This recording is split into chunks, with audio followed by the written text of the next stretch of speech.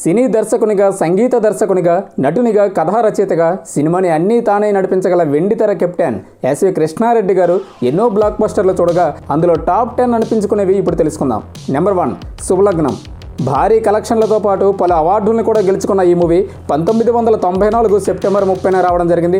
జగపతి బాబు, ఆమని, రోజా ప్రధాన పాత్రలు పోషించగా డబ్బు కోసం తన భర్తని ₹1 కోటి అమ్మేసే భార్య క్యారెక్టర్లో ఆమని చివరికి సౌభాగ్యాన్ని మించిన ఆస్తి లేదని కుమిలిపోయే పాత్రలోనూ అద్భుతంగా జీవించేశారు. ఈ మూవీని మహిళా ప్రేక్షకులు బ్రహ్మరథం ఎక్కించేలా తయారు చేయడంలో ఎస్వి కృష్ణారెడ్డి గారి గట్స్ అండ్ కాన్ఫిడెన్స్ని ఎంతైనా మెచ్చుకోవాలి. నెంబర్ 2 దర్శకునిగా తొలి సినిమా మాయలోడుతోనే వెండి తెరపై మ్యాజిక్ చేసి బ్లాక్ బస్టర్ అందుకున్నారు ఎస్వి కృష్ణారెడ్డి. ఒక చిన్న పాప కోసం ఆమెను కాపాడేందుకు ఏ సంబంధం లేని ఓ గారడివాడు ఎలా మనిషిగా తోడు నీడగా నిలిచాడు అన్నది ఆద్యంతం ఆకట్టుకునే ఎమోషన్తో పాటు ఆ నటకిరీటి నుండి ఆశించదగ్గ కామెడీకి ఎక్కడా లోటు లేకుండా తెరకెక్కించారు దర్శకులు. అందుకే ఈ మూవీ అప్పటికి ఇప్పటికీ ఓ ఆణిముత్యంలాగే ఉండిపోయింది. 1993 జూలై 23న ఈ సినిమా రిలీజ్ అయింది. ఇక నెంబర్ 3 తన సినిమాకు కథ హీరో అని ప్రూవ్ చేసి ఘన విజయాన్ని అందుకున్న సినిమా యమలీల. ఆలీ ఇంద్రజ ప్రధాన పాత్రలో తల్లి సెంటిమెంట్తో తెరకెక్కిన ఈ మూవీలో యముడిగా సత్యనారాయణ, చిత్రగుప్తుడిగా బ్రహ్మానందం నుండి ఇంతకు మించి నవ్వించకు మహాప్రభు అన్నంత గొప్పగా హాస్యాన్ని పండించి సినిమాను బ్లాక్ బస్టర్ వైపు తీసుకుని వెళ్లారు. తల్లి ప్రాణాల కోసం యముడిని ముప్పు తిప్పలు పెట్టే క్యారెక్టర్లో ఆలీ అద్భుతంగా నటించారు. ఈ మూవీ భారీ కలెక్షన్లతో పెద్ద హీరోలను మించిపోయింది. ఇది 1994 ఏప్రిల్ 28న రిలీజ్ అయింది. ఇక నెంబర్ 4 మావి చిగురు. జగపతి బాబు, ఆమని హిట్ పేరుగా ఈ మూవీ రిజల్ట్ తెచ్చుకుందంటే ఆ క్రెడిట్ నటీనటులతో పాటు డైరెక్టర్ గారిదని చెప్పాలి.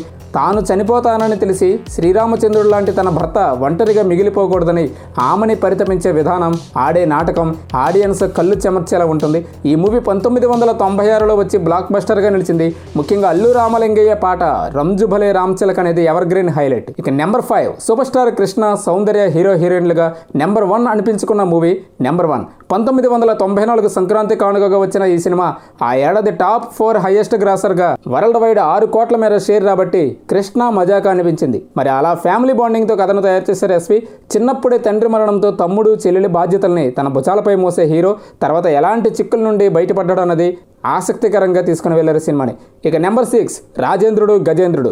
ఎమోషన్స్కి మనుషులు, జంతువులతో సంబంధం లేదన్న ఇతివృత్తంతో ఓ ఏనుగుని తీసుకుని హీరో రాజేంద్ర ప్రసాద్ చేయి చక్కటి కామెడీ ఎంటర్టైనర్గా మలిచి బ్లాక్ బస్టర్ విజయాన్ని అందుకున్నారు దర్శకులు.